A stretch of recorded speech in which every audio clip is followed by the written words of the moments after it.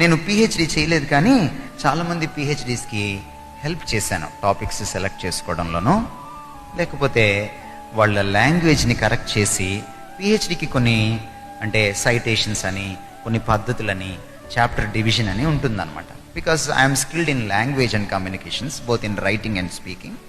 నా సబ్జెక్ట్ అది కాబట్టి చాలామందికి హెల్ప్ చేశాను. దానికి పే చేయాలి యాక్చువల్గా అయితే ప్రొఫెషనల్గా.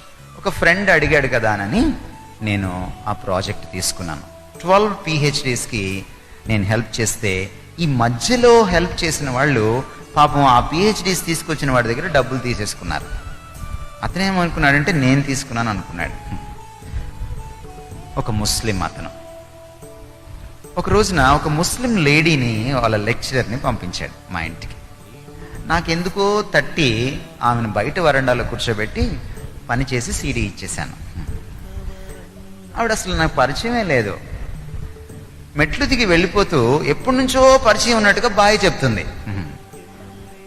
నాకేంటో అనుమానం వచ్చిందనమాట. ఇదేంటి ఎప్పటి నుంచో పరిచయం ఉన్నట్టు బాయ్ చెప్తుంది ఏంటి, సరేలే అనుకొని లోపలికి వచ్చేసాను.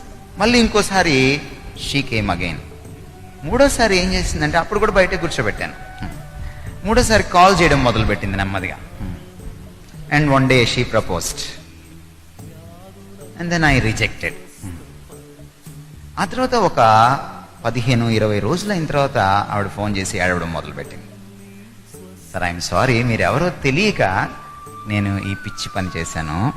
యాక్చువల్గా నేను సీడీల కోసం రాలేదు సార్, మా సార్ మిమ్మల్ని ట్రాప్ చేయమని పంపించారు.